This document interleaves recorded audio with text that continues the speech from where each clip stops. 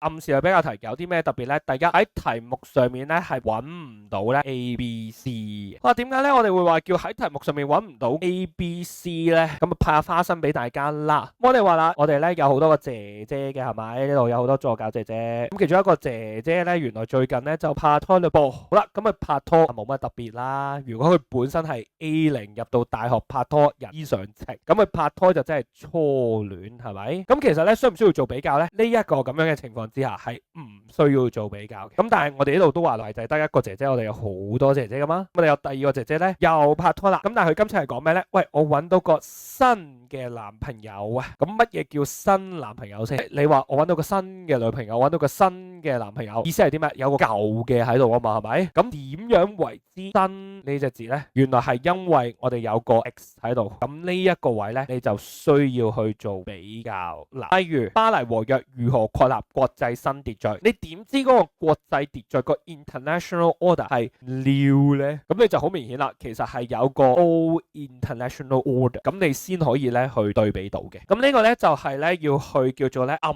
示類比較題啦。咁由於啦，其實咧佢題目冇講到明咧，其實係要去做比較，咁所以我哋個篇幅上面咧係會有所影響。咁我哋大約咧其實係會寫咧10-30% 係講舊嘅國際秩序，60-70% 係講新嘅國際秩序。咁我哋用個結構係叫咩咧？2-6-2結構，兩行咧其實係講舊嘅，6行咧係講新，咁另外兩行咧係做翻個比較。你話唔寫得唔得？寫得嘅，咁但係會影響到你個 grade，會爭一個 grade 嘅。咁你寫咗嘅話，個 grade 咧其實係會高分啲。近年 DSE 咧其實都問得多呢個暗示類比較題，DBQ 係更加明顯嘅。